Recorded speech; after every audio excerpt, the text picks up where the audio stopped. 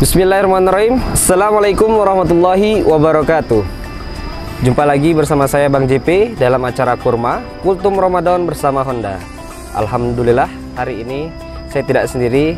Seperti biasa saya ditemani oleh gurunda kita yang bakalan berbagi materi yang sangat penting di bulan Ramadan ini. Nah, beliau adalah Ustadz Yuda Abdurrahman. Nah, sebelumnya kita sudah ketemu dengan beliau dan hari ini beliau mengisi juga di Kurma Kultum Ramadan bersama Honda.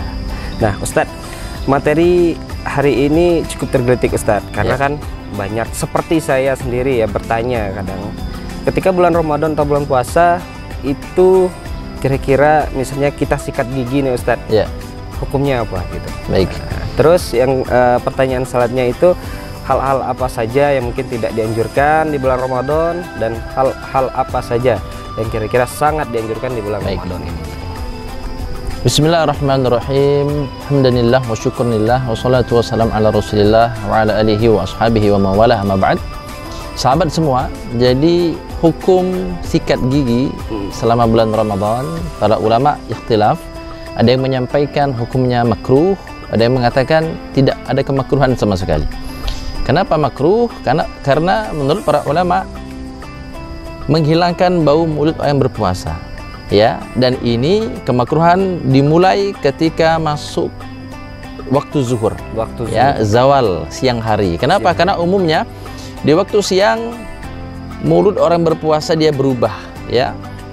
Jadi bau mulut ini berubah disebabkan pertama karena terlalu lama diam. Yang kedua karena bangun tidur, yang ketiga karena terlalu lama tidak makan. Nah, perubahan mulut orang yang berpuasa umumnya terjadi saat siang hari, karena pagi hari baru selesai sahur masih ada kesegaran di mulut seperti itu ya. Nah, ulama mengatakan kemakruhan ini, bagian memakruhkan adalah ketika kita bersikat gigi atau bersiwak setelah waktu zuhur seperti itu. Nah, kenapa? Karena kata Nabi Muhammad SAW, lahufu fami sha'imin atyabu min rihil misik. Sungguh bau mulutnya orang yang berpuasa lebih wangi dan lebih disukai oleh Allah Subhanahu wa taala daripada bau minyak kasturi. Minyak kasturi ini minyak yang paling wangi ya, dia terbuat dari kelenjar rusa. Seperti itu. Nah, tetapi pendapat berbeda disampaikan oleh Imam Nawawi rahimahullah taala. Kata beliau tidak ada kemakruhan sama sekali.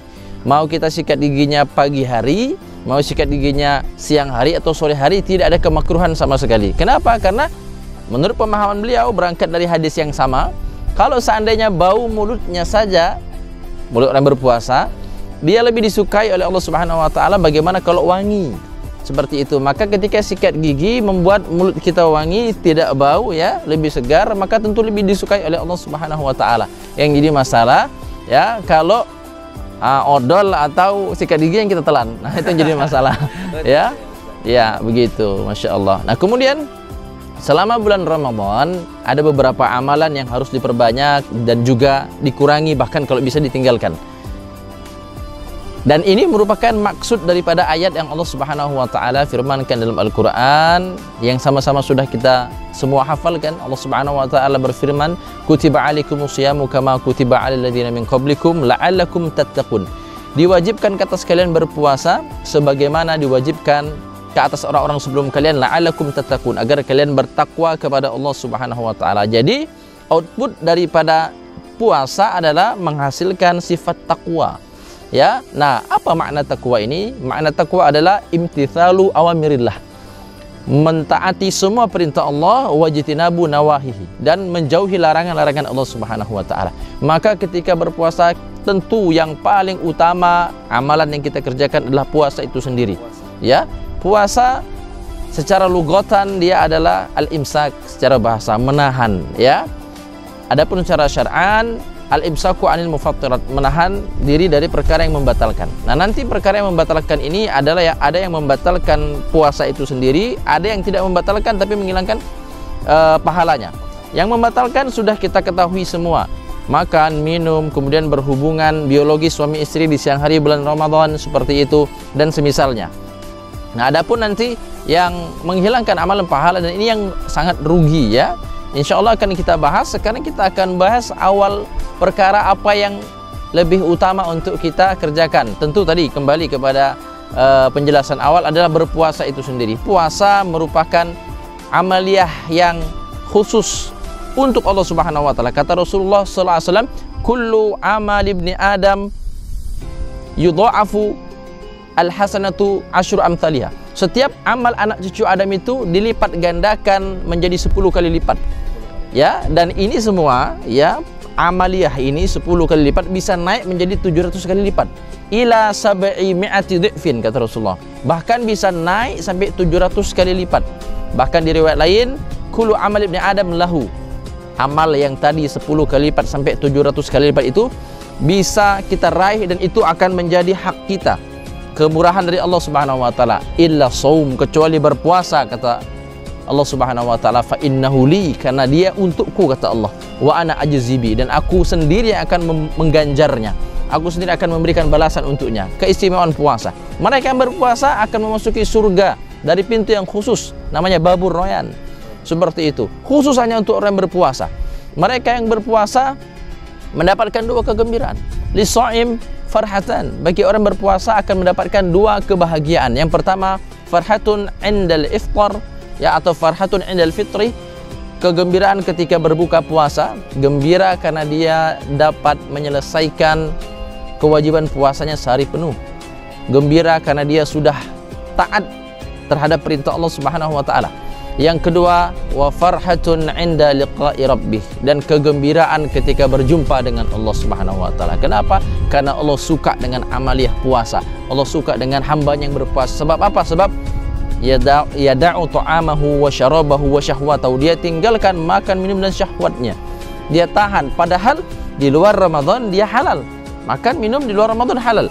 Ya, hubungan biologis dengan suami istri halal di luar Ramadan, tetapi bisa dia tahan ketika masuk bulan Ramadan, apalagi perkara yang haram.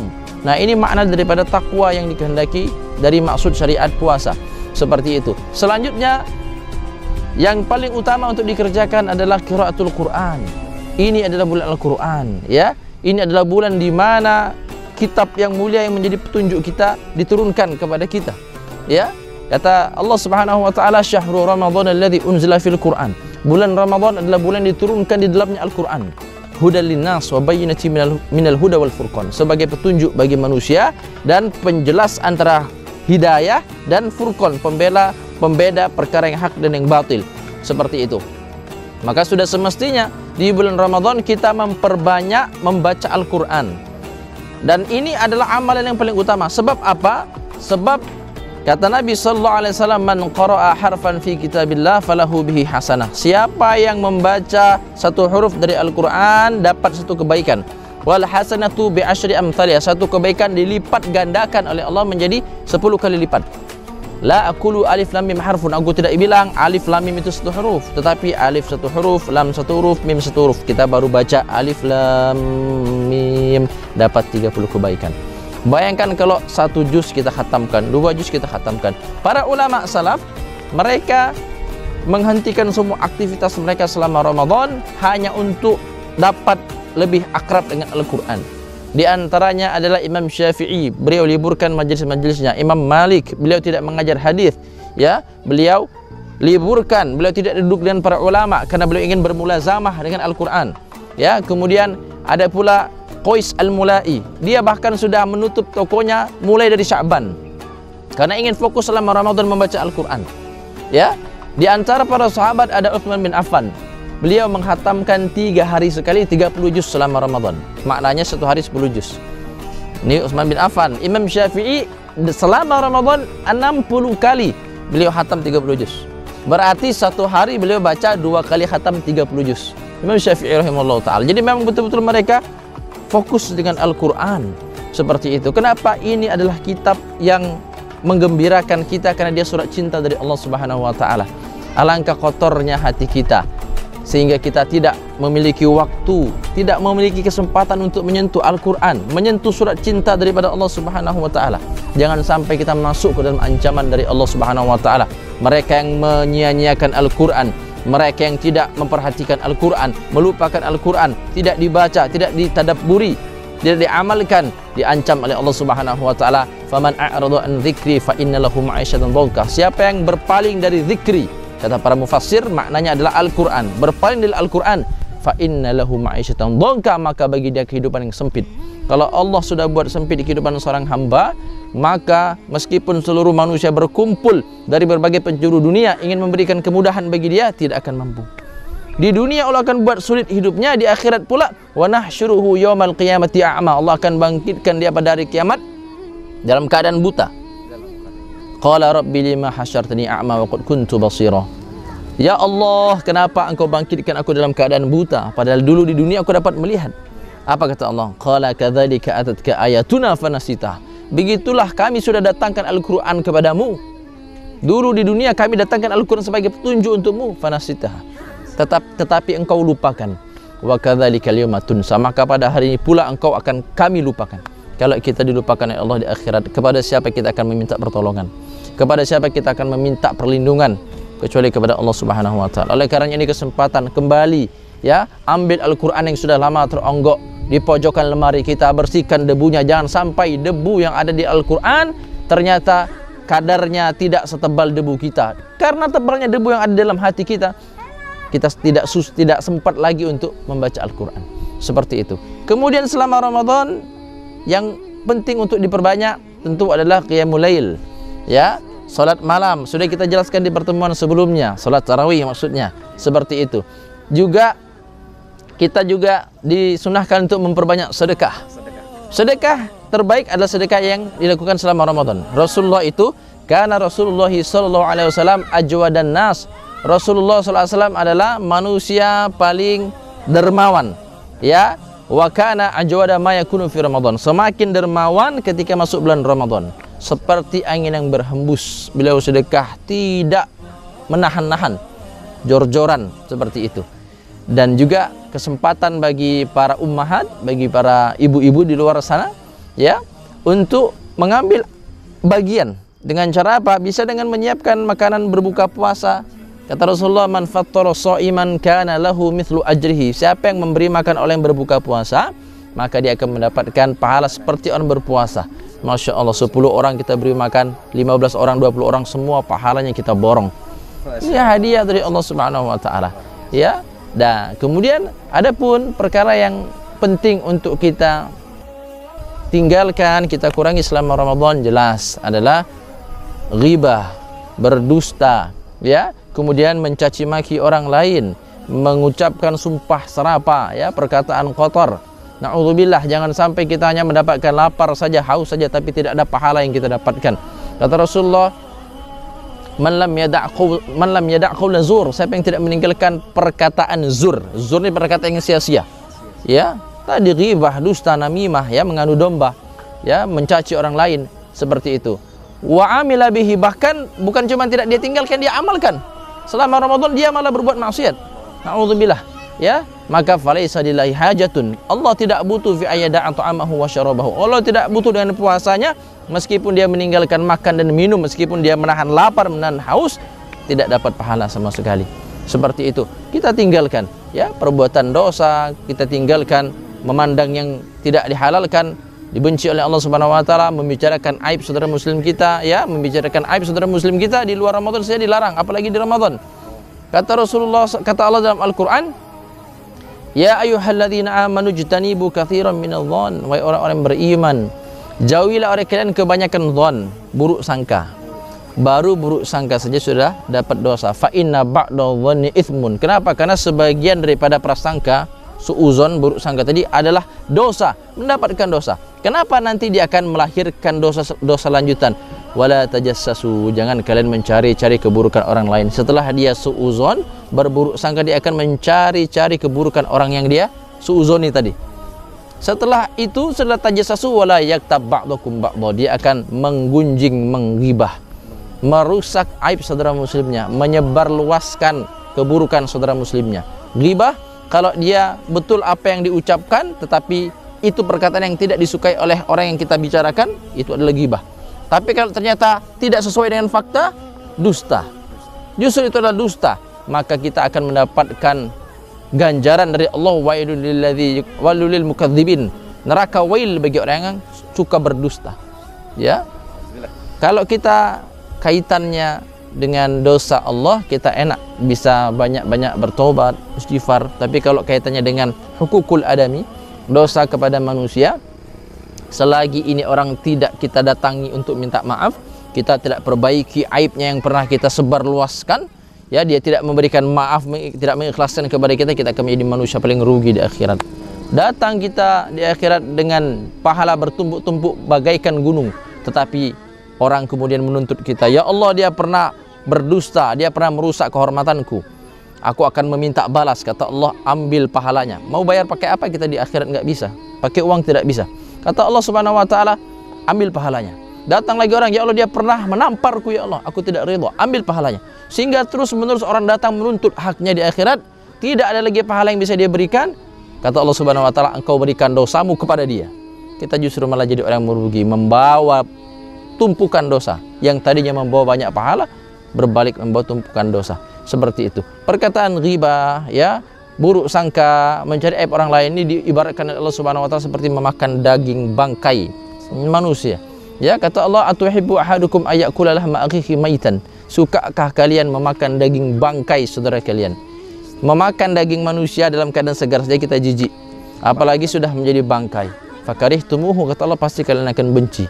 Seperti itu. Oleh karenanya kita tahan hati kita tahan lisan kita, telinga kita, mata kita, pikiran kita. Agar apa? Agar puasa yang kita jalani maksimal. Kita tidak tahu ini Ramadan apakah menjadi Ramadan terakhir bagi kita, apakah kita akan berjumpa lagi seperti itu. Luar biasa penjelasan dari Ustadz Yuda Abdurrahman. Insyaallah kita tertegun kembali ya, bahwa ada hal-hal yang sangat dianjurkan seperti puasa itu sendiri, terus mengamalkan Al-Quran.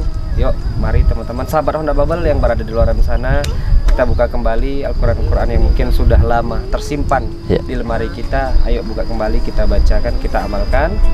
Terus apalagi Ustaz tadi untuk amalan yang sangat dianjurkan? Perbanyak sedekah, sholat malam, dan yang tidak sangat dianjurkan itu ghibah. Nah, jadi buat sahabat Honda Bubble yang suka gosip, suka nonton akun gosip, mulai di bulan Ramadan ini mulai sadar. Hilangkanlah perilaku tersebut ya, supaya Ramadan kita tahun ini maksimal. Baik, Ustadz, itu saja yang disampaikan. Apakah ada sebagai tambahan terakhir juga, di antara hal yang dianjurkan selama Ramadan adalah memperbanyak istighfar kepada Allah Subhanahu wa taala. Di antara ciri ibadur rahman, kata Allah dalam Al-Qur'an, hamba Allah yang disayangi oleh Allah adalah wa fi asharihum yastaghfirun. Di waktu sahur mereka banyak beristighfar kepada Allah. Ya, karena ini adalah bulan ampunan, maka sudah seyogyanya kita banyak-banyak meminta ampunan kepada Allah agar dibersihkan semua dosa-dosa kita. Bagaimana wasilahnya? Dengan istighfar. Mereka yang merasakan kesulitan hidup, ya, kita yang merasakan hidup kita terasa sempit, masalah tak kunjung usai, hutang tak kunjung lunas, bisa jadi karena kita banyak dosa dan tidak pernah diistighfari. Ya, kata Nabi sallallahu alaihi wasallam, innar rajul, sesungguhnya seorang itu la yahrum rizqa bi dzambi yusibuhu. Dia terhalang dari sebab rezekinya. Kenapa? Karena dosa yang dia perbuat. Sakit yang tak kunjung sembuh, bukan dokternya yang tidak bisa menyembuhkan, bukan obatnya yang tidak ampuh, bukan. Bisa jadi dosa kita yang menumpuk. Ya, kenapa? Karena al-marid minal dzunub, sakit itu datangnya daripada dosa. Maka ingin menyelesaikan masalah hidup, salah satu solusinya beristighfar kepada Allah Subhanahu wa taala. Kata Nabi Muhammad sallallahu alaihi wasallam, man ladzi mastighfara, siapa yang senang beristighfar, dia rajin beristighfar, basah lisannya dengan istighfar, maka Allah Subhanahu wa taala akan ja'ala min kulli dhaikin faraha. Allah akan jadikan setiap kesempitan hidupnya jalan keluar. Ya, wa min kulli hamin faraja. Dari setiap kesedihan hati, kebahagiaan, kelapangan. Ini yang paling penting. Wa yarzuquhu min haitsu la yahtasib, dan Allah akan beri dia rezeki dari jalan yang tidak disangka-sangka. Gunakan kesempatan di waktu sahur, ya, di malam-malam terakhir, untuk kita banyak istighfar, meminta ampun kepada Allah Subhanahu wa taala sembari menunggu waktu salat subuh berjemaah. Seperti itu. Wallahu a'lam bishawab. Luar biasa penjelasan dari Ustadz Yuda Abdurrahman pada episode kali ini. Semoga kita mendapatkan kebaikan-kebaikan ya dari apa yang sudah disampaikan. Jadi sahabat Honda Bubble, tetap ikuti terus kurma kita di episode selanjutnya. Billahi taufiq walhidayah. Wassalamualaikum warahmatullahi wabarakatuh.